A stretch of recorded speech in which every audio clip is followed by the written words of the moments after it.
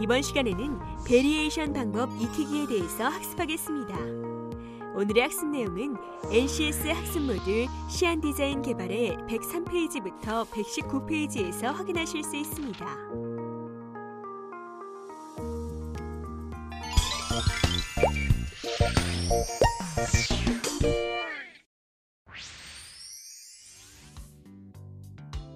윤서 씨. 네. 이 서식에 적용한 디자인 색상 활용 규정을 어긴 것 같은데? 규정 확인해봤어요? 색상 활용 규정이요? 네, 배경색에 따른 사용 규정이 있을 거예요. 네. 얼른 확인해보세요. 네, 알겠습니다. 색상 활용 규정? 그게 뭐지?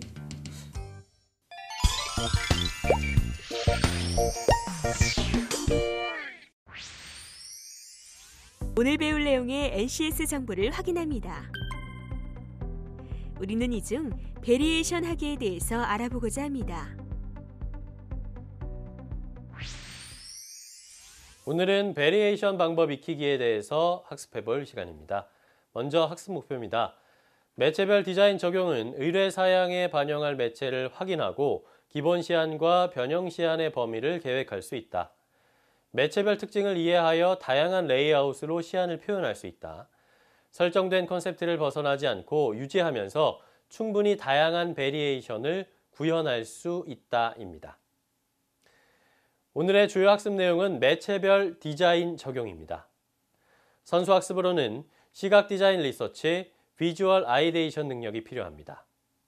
핵심 용어로는 베리에이션, 평면 디자인, 신문, 잡지, 서적, 포스터, 브로셔, 리플릿, 캘린더, 입체 디자인, 패키지, 라벨, POP, 사인, 배너, 레이아웃, 그리드입니다.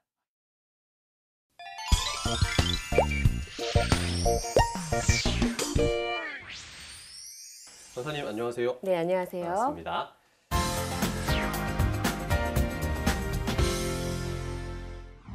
자, 오늘은 베리에이션 방법 익히기에 대해서 학습해 볼 시간입니다. 베리에이션은 종류가 많다는 의미인 것 같은데 이 시각 디자인에서 베리에이션은 무슨 의미인가요? 네, 베리에이션은 기본 디자인 시안을 여러 매체의 특징에 따라서 레이아웃을 변화시켜서 적용하는 작업을 말합니다. 네. 설정된 디자인 컨셉트를 고려해서 일관성 있는 아이덴티티를 유지하면서 다양한 레이아웃을 표현해야 되죠. 여러 매체라고 말씀을 하셨는데 네. 그러면 시각 디자인이 적용될 수 있는 매체는 어떤 것들이 있을까요? 네, 크게 평면 디자인과 네. 입체 디자인으로 구분할 수 있는데요. 평면 디자인의 매체로는 신문, 잡지, 서적, 포스터 같은 것이 있고 입체 디자인 매체로는 패키지, 라벨, POP, 사인 같은 것이 있어요. 몇 개 예를 들어서 말씀해 주셨는데도 굉장히 많은데요. 네, 그렇죠. 이런 각각의 매체의 디자인을 적용하기 위해서 주의해야 할 부분도 있을 것 같아요. 그렇죠. 가독성과 조형성, 네. 독창성 부분에 조화를 이루어서 효과적인 의사소통을 할 수 있는 레이아웃을 찾을 수 있어야 합니다. 네. 사용자에게 전달하고자 하는 내용의 핵심이 무엇인지, 그리고 그 핵심이 어디서부터 시작했는지, 또 어떤 시각적 흐름으로 전달하고자 하는 내용이 이어지는지 같은 심미적이고 독창적인 부분이 매체별로 최적의 조화를 이루어야 되죠. 말씀만 들어도 좀 쉽지는 네. 않아 보이는데 그렇죠. 네. 말씀해 주신 레이아웃은 그럼 어떻게 구성해야 되나요? 네, 레이아웃은 그리드라는 토대 위에서 이루어지는데요. 네. 집중과 분산, 정렬과 정돈, 일관성, 계층 구조의 원리와 같은 다양한 배치 원리를 활용할 수 있습니다. 그렇군요. 잘 알겠습니다. 네. 자, 그러면 효과적인 베리에이션 작업을 수행하기 위해서 파악해야 하는 내용은 무엇인지 강사님께 더 자세하게 들어보도록 하겠습니다.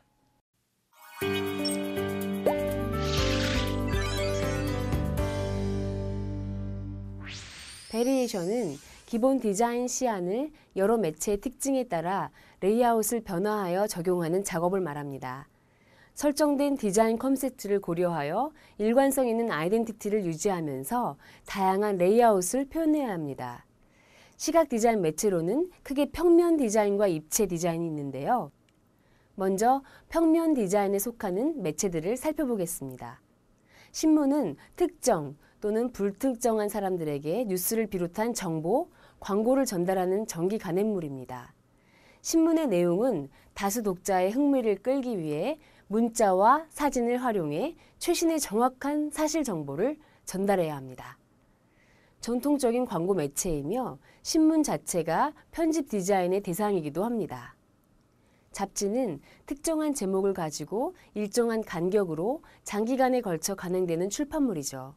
주간지, 월간지, 전문지, 여성지, 시사교양지, 아동지처럼 종류가 많습니다.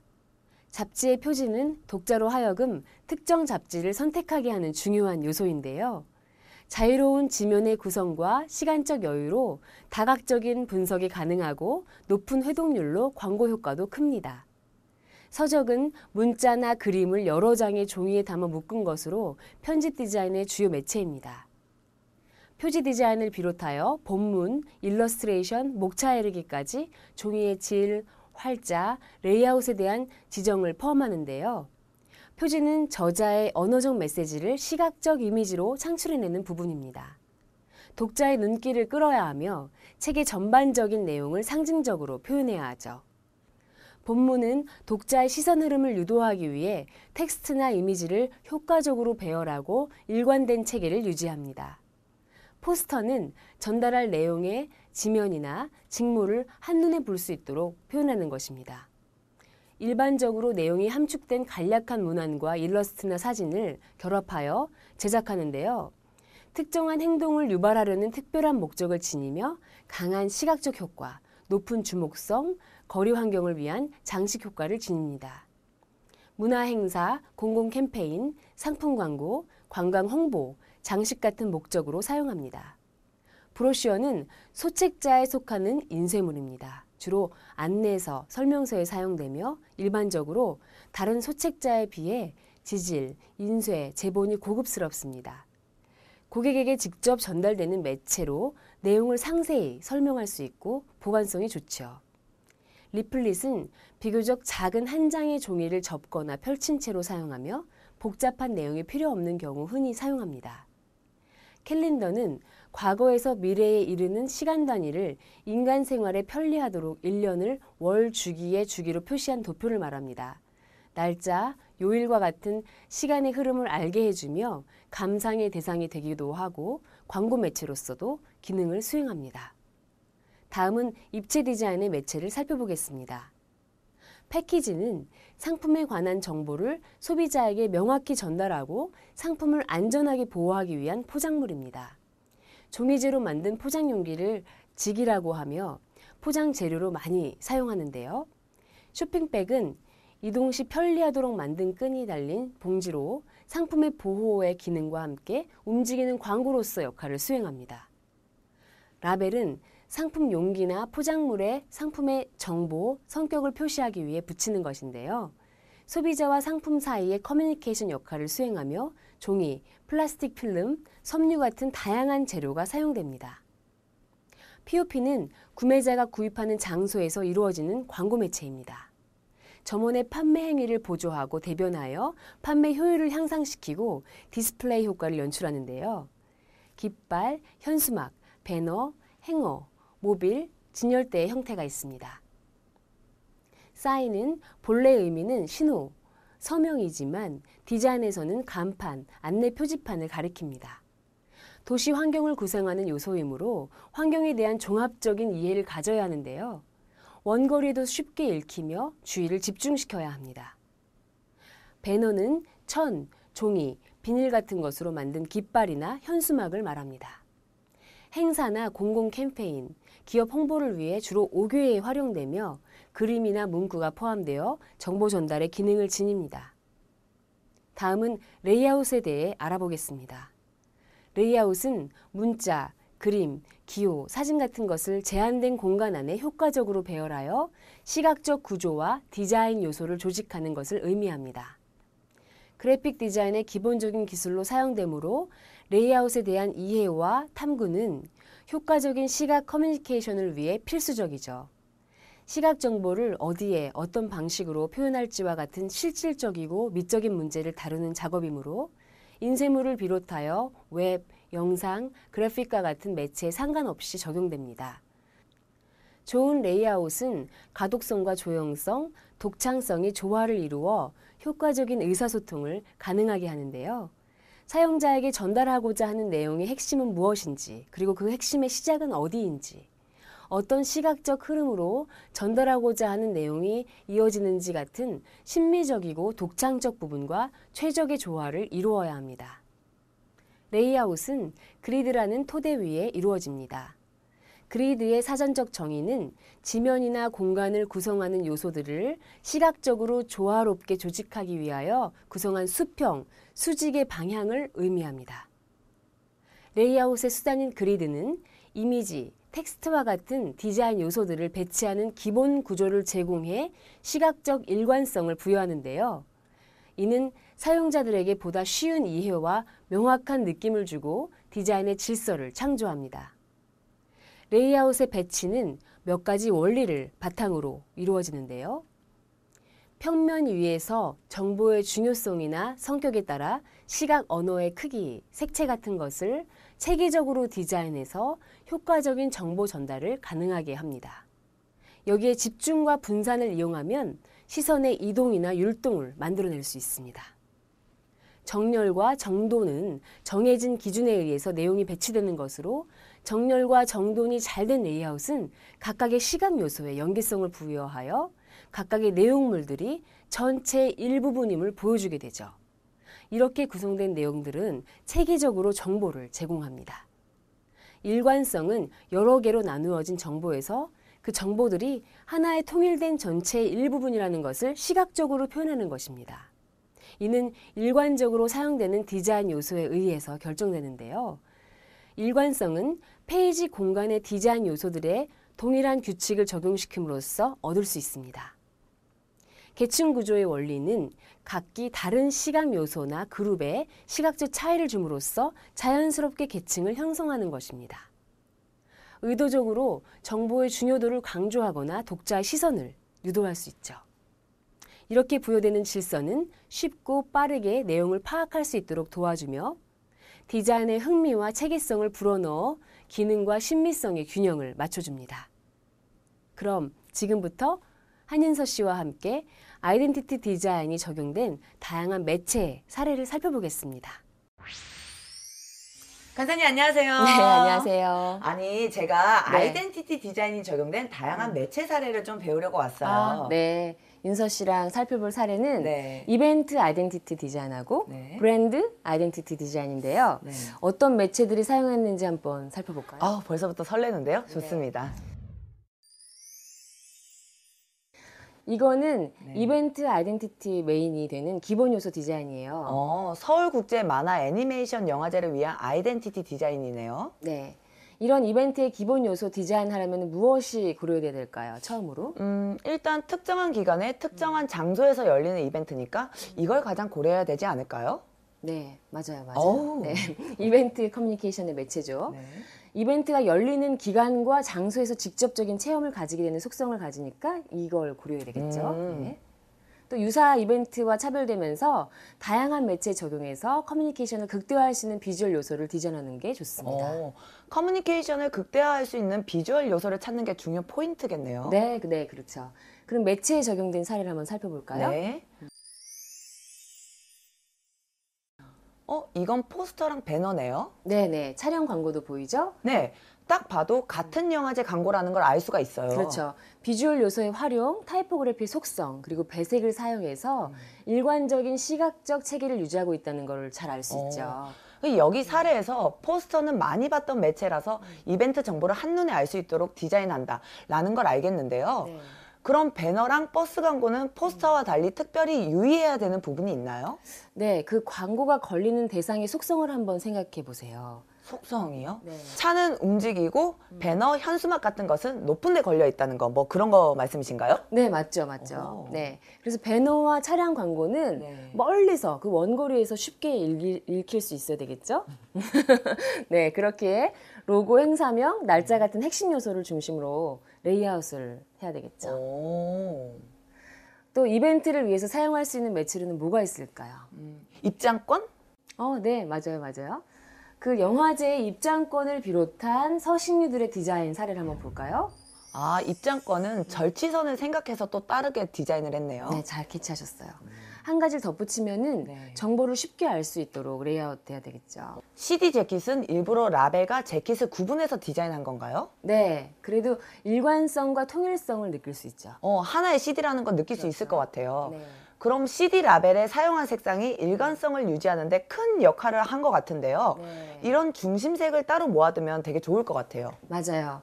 일관성 있는 시각적 체계를 유지하기 위해서는 주가되는 컬러나 문자 속성은 별도의 스타일 팔레트를 만들어서 적용하는 게 좋습니다. 통일성이 가장 중요하니까. 그렇죠.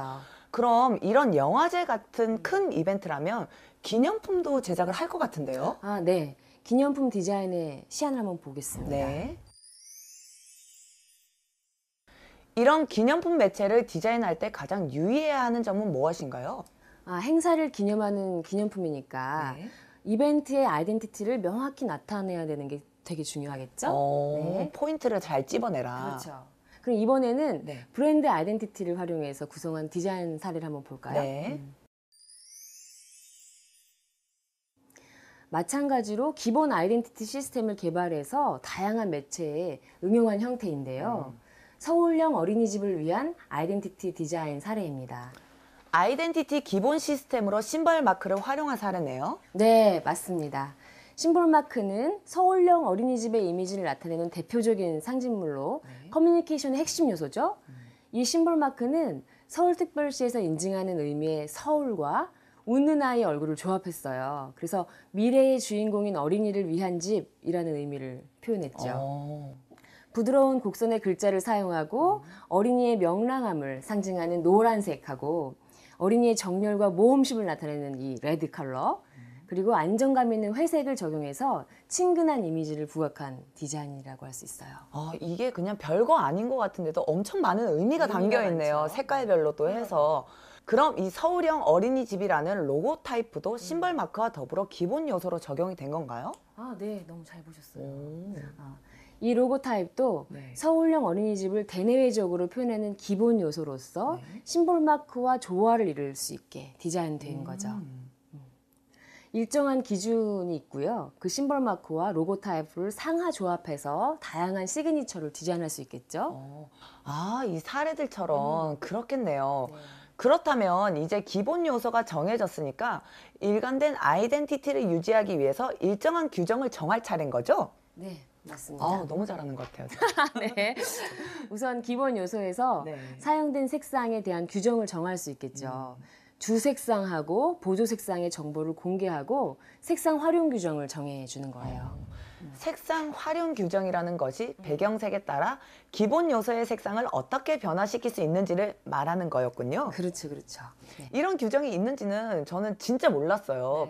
색상도 이렇게 자세히 규정하는데 심벌 마크에 사용된 서체를 지정하는 것도 좀 좋지 않을까요? 네. 계속 발전하고 계시군요. 네. 역시. 일관된 아이덴티티 표현을 위해서 네. 심벌 마크와 조화를 이루도록 서체를 지정하는 게 굉장히 중요해요. 이 폰트들이 서울형 어린이집에 지정된 국문, 영문 서체예요. 국문체로는 서울 남산체, 서울 한강체를 지정했네요. 영문체는 이 패밀리 폰트를 지정했고요. 이렇게 서체를 지정하게 되면은 어디서든지 일관된 이미지가 유지될 수 있어요. 일관된 이미지 유지를 위해 다양한 규정을 지정하는 것은 좋은데 심벌 마크를 활용해서 다양한 이미지를 확장시키기는 좀 어려울 것 같아요. 정해진 규정을 또 따라야 되니까요. 그렇죠. 심벌 마크나 색상을 다양하게 사용하는 거는 이미지를 확장시키거나 커뮤니케이션의 효과를 배가시키는 기능을 할 수 있어요. 근데 규정을 만약에 벗어난다면은 반대로 커뮤니케이션을 좀 저해시킬 수도 있겠죠. 네. 따라서 금지 규정을 설정해서 바르게 활용될 수 있는 것은 필요해요. 금지 규정을 보니 어떤 의미인지 좀 알 것 같아요. 아주 조금씩 바뀐 것뿐인데 전체적인 느낌이 확 달라진 것 같아요. 그럼 이런 경우는 정말 문제가 될 수가 있겠네요. 네. 그래서 일관된 아이덴티티를 유지한다는 것은 결코 쉽지 않은 일이에요. 정해진 기본 요소를 활용해서 디자인된 아이덴티티 응용 시스템을 한번 살펴볼까요? 이건 명함하고 공인증서, 공식 서류 같은 건가요? 봉투에 알림장까지 다양한 서식류에 적용된 경우네요. 네, 여기서 명함과 공인증서는 각각 서울형 어린이집을 대표하는 첫 이미지인데요. 네. 서울특별시 공인을 증명하는 중요한 서식이니까 정확하고 일관적인 디자인을 적용해야 되겠죠. 외부의 노출 빈도가 높은 건 봉투류일 것 같은데요. 네네. 무엇을 주의해야 될까요? 봉투는 일단 인쇄니까 네. 인쇄소에서 이제 감리, 컬러나 이런 것들을 잘 감리해야 되고요. 봉투류는 외부 노출 빈도가 높으니까 서울형 어린이집의 이미지를 대외적으로 전달하는 역할을 하죠. 그래서 이런 것에 유의해서 대봉투, 소봉투를 디자인해야 됩니다. 그리고 알림장 서식은 통일된 이미지를 전달하는 중요한 요소니까 또 이것도 기본 포맷을 정해줘서 효과적으로 활용할 수 있도록 해주는 것이 좋습니다. 그럼 기본 포맷이 있으면 거기에 각 어린이집만의 포인트를 더하기만 하면 되니까 되게 좋을 것 같은데요. 네, 그렇죠. 그럼 윤서 씨, 이 서울형 어린이집의 브랜드 아이덴티티를 활용해서 어떤 디자인 매체를 더 만들 수 있을까요? 일단 어린이집이니까 아이들이 그 체육복 같은 거 입잖아요. 네. 단복에다가 이 디자인 요소를 좀 더 활용하면 좋을 것 같아요. 그렇죠. 이게 보시면은 제시된 서울형 어린이집의 유니폼류 디자인이에요. 그 원복과 체육복 같은 유니폼류들은 원생들에게 긍지를 가지게 할 수 있죠. 그래서 서울형 어린이집의 통일된 이미지를 시각적으로 전달하는데 굉장히 중요한 요소예요. 그래서 실용성과 기능성을 우선적으로 고려하고 그 아이들의 다양한 체형이나 체격 조건을 폭넓게 수용할 수 있도록 디자인해야 됩니다. 그 애들이 또 금방금방 크니까 약간 사이즈를 좀 넉넉하게 하기는 해야 될 것 같아요. 왜냐면 약간 절약을 위해서라도. 그리고 아이들이 입는 옷이니까 부드러운 이미지와 친근감을 줄 수 있는 디자인이 좀 더 더해지면 좋을 것 같아요. 네, 그렇죠. 그럼 또 다른 매체에 적용된 사례를 살펴볼까요? 네. 그 원생들이 타고 다니는 그 차량하고 사인류 적용된 디자인 사례예요. 일단 차는 골목골목마다 봉고차들 있잖아요. 아이들을 많이 태우려고 곳곳을 이렇게 돌아다닐 테니까 광범위한 노출 효과를 얻을 수가 있을 것 같아요. 그렇죠. 그런 노출 효과로 대중에게 서울형 어린이집의 이미지를 형성하게 하는 특별한 기능도 있고 또 무엇보다 안전해야 되겠죠. 그렇죠. 안전이 가장 중요하죠. 네. 그리고 보통 봉고차는 이제 노란색이 대표적이잖아요. 네, 약간 그렇죠. 느낌이. 어린이집. 혹시 이유가 있나요? 노란색이 대표가 되는? 노란색이 아무래도 안전의 어떤 그런 강한 컬러이기 때문에 그 안전과 또 어린이의 어떤 부드러운 아까 이미지라고 말씀하셨죠? 뭐 그런 거에 비해서 이제 옐로우 컬러를 많이 사용합니다. 역시 모르시는 게 없으시네요. 정말 이미지를 형성하는 데는 사인류도 많은 역할을 할 것 같은데요. 그렇죠. 일단 사인류는 안내 표지의 역할도 하잖아요. 네. 사인류는 안내 표지와 대중에게 이를 전달하는 홍보 매체로서 중요한 기능을 하기 때문에 되게 유의해서 디자인해야 되겠죠. 또 건물의 내벽과 외벽에 디자인 요소를 적용하고자 할 때는 일정한 규정을 마련해서 일관된 아이덴티티가 구축될 수 있도록 해야 된다는 것도 알아두면 좋습니다. 야, 정말 이렇게 강사님과 함께 사례를 살펴보니까 제가 혼자 볼 때는 안 보였던 것까지 진짜 속속들이 다 알게 되고 그 의미를 이해할 수 있어서 되게 좋았던 것 같아요. 오늘도 저는 한층 더 성장한 느낌이 드네요. 네, 다 많이 강사님 성장하셨습니다. 그러니까요. 다 강사님 덕분입니다. 네. 네, 오늘도 감사합니다. 네, 수고하셨습니다. 네.